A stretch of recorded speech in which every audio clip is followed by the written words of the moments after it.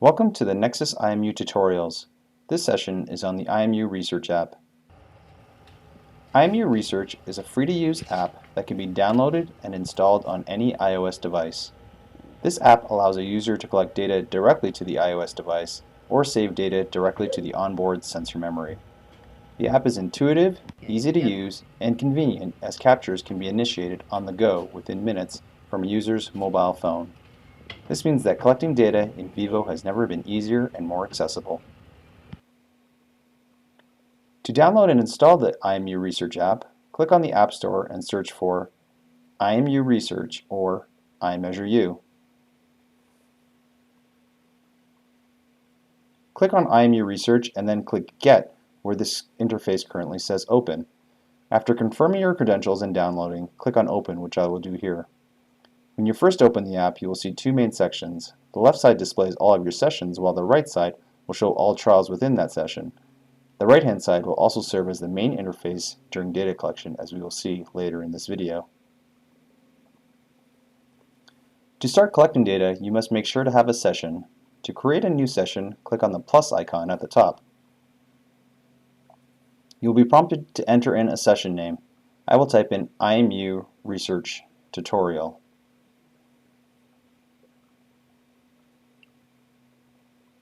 You also have the option to take a photo using your device's camera so that you can easily identify your session within the list on the left.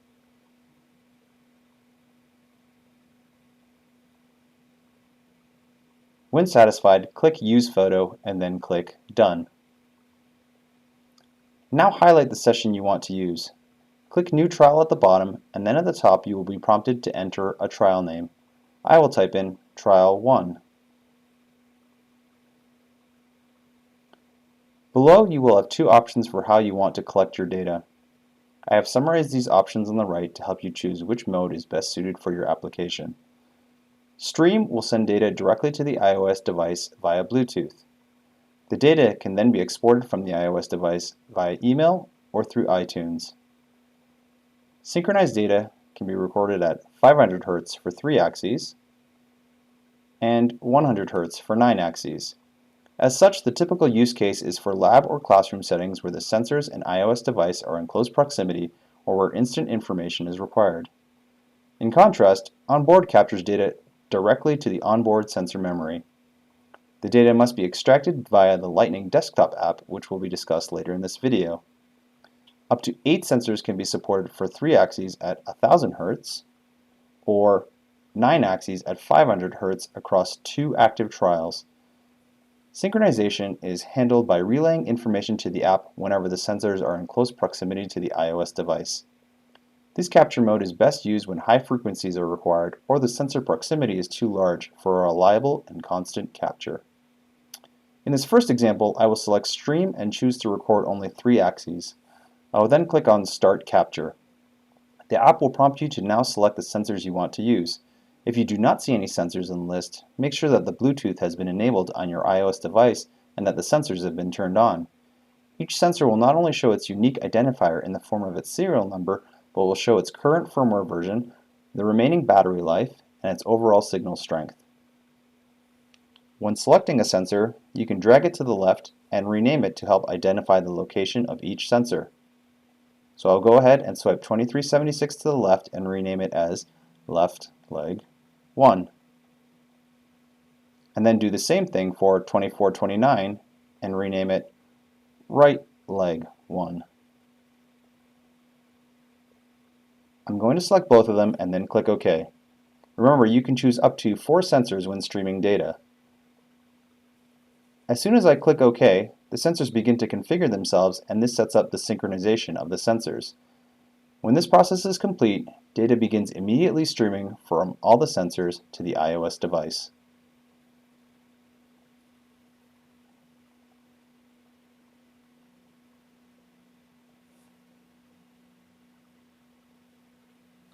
When you wish to stop the stream, click Stop Capture. The app will prompt you to confirm this request, so click Stop Capture once again. The sensors will again reconfigure and then you will be brought back to the home screen. To manage the trial, swipe left on the trial name. You will have two options, either to export or delete the trial. If you choose to export, you will be presented with a menu of options. The easiest and most straightforward export option would be to send yourself an email. Just remember that if you are choosing this option, you must have a pre-configured email on your iOS device. So I will go ahead and click on Mail. I will type in my email, and you will notice a zip version of the trial has been attached to the body of the email. I will then click Send.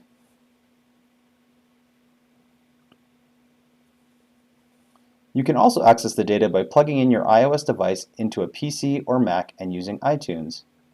Within iTunes, click on the device icon, and under Settings, click Apps. Scroll all the way down to File Sharing and click on IMU Research. This will show all trials stored on the iOS device. I can see that I have mine from IMU Research Tutorial, so I will highlight it and click Save To in the bottom right corner. I will specify the location and click Select Folder. When opening the trial folder, you will see a CSV file for each sensor. Each CSV file is identified by the session name, IMU Research Tutorial, the trial name, Trial 1, and the sensor name specified in the app, in this case left leg 1 and right leg 1. If we open up the trial, we will see timestamp information and accelerometer data for the X, Y, and Z components. In this next example, I will choose to save data to the onboard sensor memory and record 9 axes. I will click on New Trial, specify a trial name, in this case Trial 2, select Onboard and 9 axes, and then click Start Capture. I will once again be prompted to select the sensors I want to use, so I will select left leg 1 and right leg 1 from before. And as soon as I click OK, synchronization information is being sent to the iOS device. When the sensor configuration is complete, data immediately begins recording to the internal sensor memory. This will bring me to a new screen with a Start and Stop button.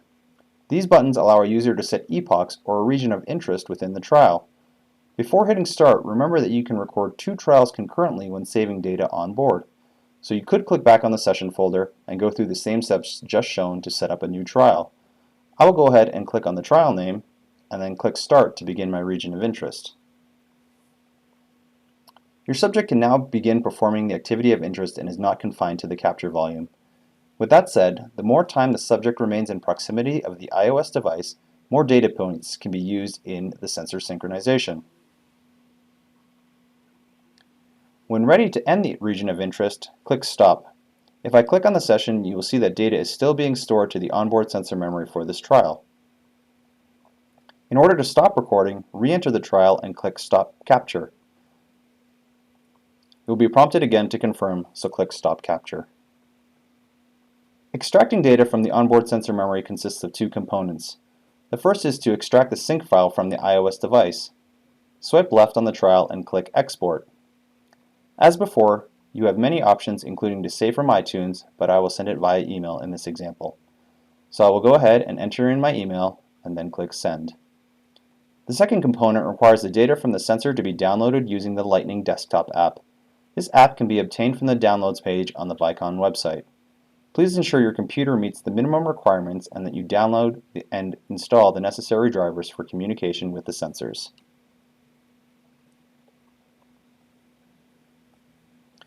The Lightning Desktop app can support up to 2 sensors at a single time. Before plugging in a sensor to your computer using the micro USB cable, make sure that it has been turned on.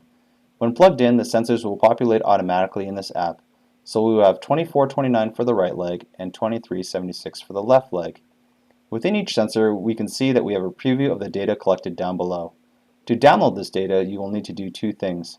The first is to select a sync file.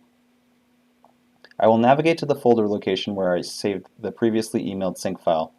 Knowing that 2376 corresponds to the left leg, I will go ahead and select the correct sync file. Next, I need to select a region to download. I can either choose to select all and download the entire trial. I can then use the sync file to extract the region of interest chosen during collection. So 0 is the beginning and 1 is the end of that region of interest. I can then use the timestamps to extract only that region from the downloaded trial. Alternatively, if I clear all, I can add a region, and then manipulate its bounds manually. Once the region has been set, I can go ahead and click Download. I will then need to specify its download location. I will choose the IMU Research folder that I created earlier and give it a custom file name of left leg. Click Save, and then wait for it to download.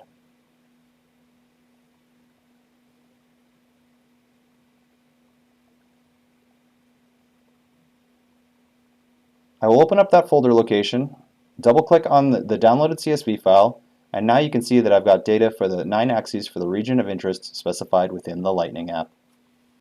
To review, this video first examined how you can install the IMU Research app on your iOS device. It then presented how you can set up a data collection. This included a detailed summary of the 2 collection modes, Stream and Onboard, and provided insight on how you might choose the correct mode based on your application. It also showed how you could access individual sensor information, including being able to rename each sensor. An example of streaming data to the iOS device and collecting data to the onboard sensor memory was then presented. This included showing how you might set up a region of interest within your trial for further analysis. Finally, this video showed how you can extract the sensor data directly from the iOS device, or iTunes, for stream data, and how you can use the Lightning Desktop app to download the onboard data. Thank you for watching this video. As always, if you have any questions about your hardware or software, please do not hesitate to contact us at support@vicon.com.